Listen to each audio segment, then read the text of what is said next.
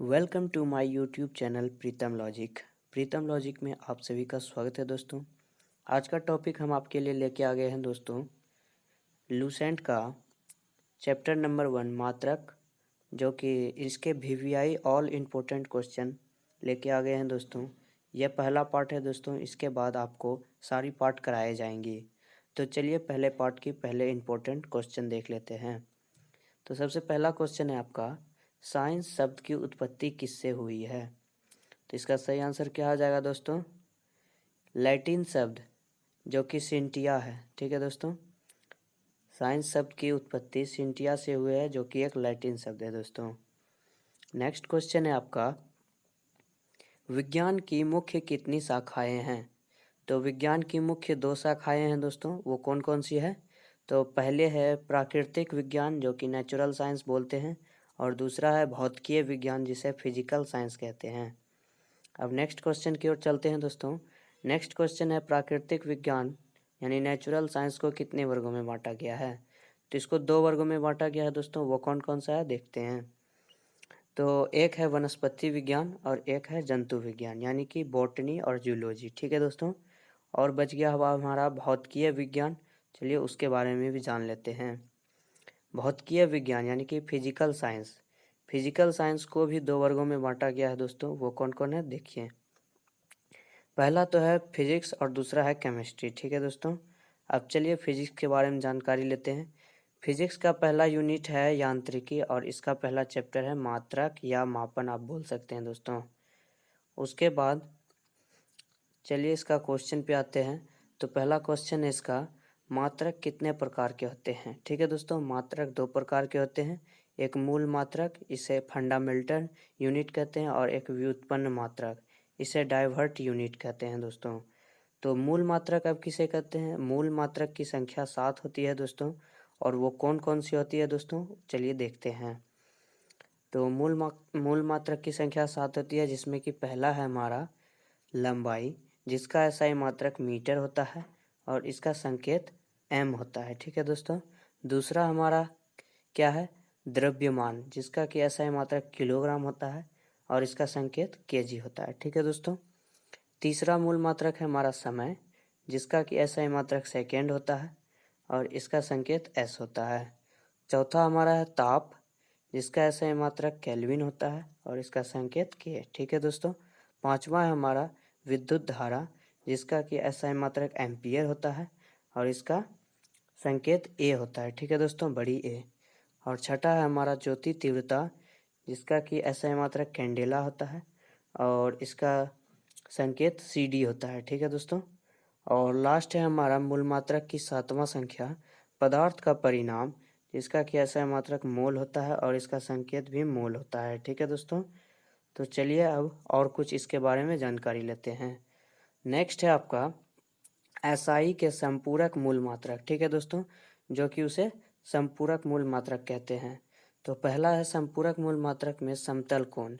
समतल कोण का एसआई मात्रक रेडियन होता है दोस्तों, जिसको कि हम लोग आर ए डी से सूचित करते हैं।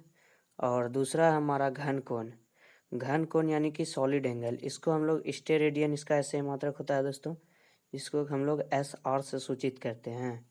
उसके बाद एसआई के कुछ पुराने मात्रक, जिसके कि नए नाम और नए संकेत हैं दोस्तों। तो पहला है हमारा ताप, जिसका कि पुराना में नाम था दोस्तों, इसका एसआई मात्रक डिग्री सेंटीग्रेड। अभी नया में है दोस्तों इसका डिग्री सेल्सियस। ठीक है दोस्तों। और दूसरा है आवृत्ति, इसका पहले था दोस्तों कंपन प्रति सेकेंड, अभी नया में हर्ट्ज है, जो आप लोग पढ़ते हैं दोस्तों।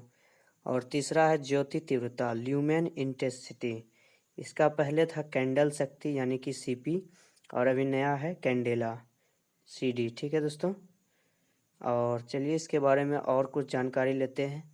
ये सब क्वेश्चन आपको फिक्स है दोस्तों एग्जाम में आएगा, क्योंकि इस तरह का क्वेश्चन बार बार एग्जाम में रिपीटेड होता है। पूछ देगा ताप का पुराना मात्रक क्या था, तो आपको मारना होगा डिग्री सेंटीग्रेड। चलिए आगे की ओर। आगे है आपका व्युत्पन्न मात्रक क्या है। ठीक है दोस्तों, व्युत्पन्न मात्रक क्या है? अभी हमने मूल मात्रक के बारे में पढ़ा। व्युत्पन्न मात्रक ये है दोस्तों, वैसे सभी मात्रक जो कि मूल मात्रा की सहायता से व्यक्त किए जाते हैं उसे व्युत्पन्न मात्रक कहते हैं। नेक्स्ट चलते हैं। अब बहुत लंबी दूरी मापने के लिए किसका प्रयोग किया जाता है? ठीक है दोस्तों, तो बहुत लंबी दूरी मापने के लिए प्रकाश वर्ष का प्रयोग किया जाता है। ठीक है दोस्तों, जिसकी कि खगोलीय पिंड को नापने में की जाती है, जैसे सूर्य से पृथ्वी की दूरी। ठीक है दोस्तों, और नेक्स्ट चलते हैं। तो प्रकाश वर्ष किसकी इकाई है? तो ये दूरी की इकाई है दोस्तों। नेक्स्ट क्वेश्चन पे चलते हैं। एक प्रकाश वर्ष बराबर कितना होता है? ठीक है दोस्तों, ये मीटर है, मीटर में है। ठीक है दोस्तों, एक प्रकाश वर्ष बराबर 9.46 गुना 10 के पावर 15 मीटर। ठीक है दोस्तों, अब नेक्स्ट है, दूरी मापने की सबसे बड़ी इकाई क्या है? तो पारसेक है दोस्तों, दूरी मापने की सबसे बड़ी इकाई। उसके बाद एक पारसेक बराबर कितना मीटर होता है? ये मीटर में है दोस्तों, 3.08 गुना 10 के पावर 16 मीटर और 3.26 प्रकाश वर्ष। ठीक है दोस्तों, ये आपको बार बार क्वेश्चन रिपीटेड मिलेगा, 3.26 प्रकाश वर्ष। ठीक है दोस्तों, नेक्स्ट है आपका, बल की सीजीएस मात्रक क्या होता है? तो बल का सीजीएस मात्रक डाइन होता है दोस्तों। उसके बाद बल का एसआई मात्रक क्या होता है? तो बल का एसआई मात्रक आप सभी को पता होगा दोस्तों कि न्यूटन होता है। तो चलिए अब आगे पढ़ते हैं। एक न्यूटन बराबर कितना डाइन? एक न्यूटन बराबर 10 के पावर 5 डाइन होता है दोस्तों। और आगे है, बल की व्यंजन क्या है? तो बल की व्यंजन आप लोगों को पता है दोस्तों, बल बराबर क्या होता है? द्रव्यमान गुना त्वरण, यानी कि F बराबर ma। F का मतलब होता है दोस्तों फोर्स, M का मतलब होता है मास और A का मतलब होता है एक्सीलरेशन। ठीक है दोस्तों, नेक्स्ट है आपका, कार्य का सीजीएस मात्रक क्या होता है? तो कार्य का सीजीएस मात्रक अर्ग होता है और कार्य का अब बचता है एसआई मात्रक। तो कार्य का एसआई मात्रक क्या होता है दोस्तों? जूल। ठीक है, तो अब एक जूल बराबर कितना अर्ग होता है दोस्तों? तो वह भी आप देख लें, एक जूल बराबर होता है दोस्तों 10 के पावर 7 अर्ग। ठीक है, और अब बच गया हमारे पास दोस्तों 10 के पावर घात। ये बहुत ही इम्पोर्टेंट है दोस्तों, और इससे आपको अभी एग्जाम में क्वेश्चन देखने को मिलेगा।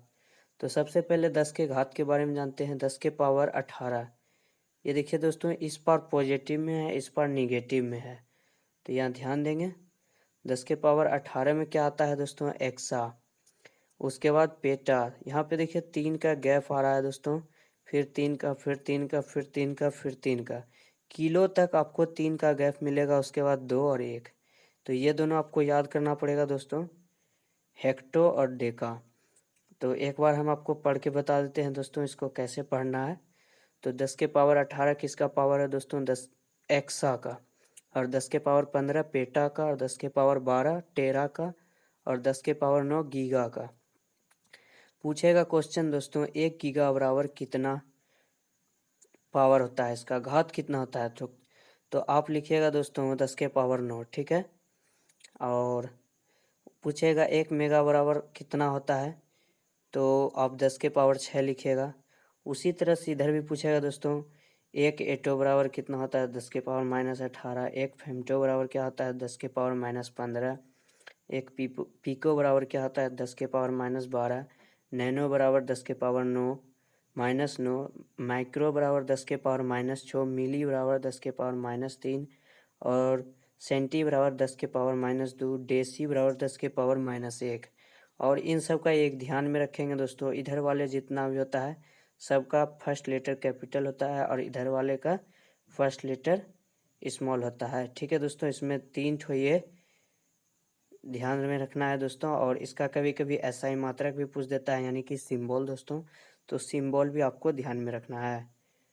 ठीक है दोस्तों, और अगर आपको हमारा वीडियो अच्छा लगा तो हमारे चैनल को लाइक शेयर एंड सब्सक्राइब जरूर करें, और हमारे चैनल के बेल आइकन को ज़रूर दबाएं, जिससे कि आपको हमारे आगे आने वाली वीडियो का नोटिफिकेशन मिल जाए।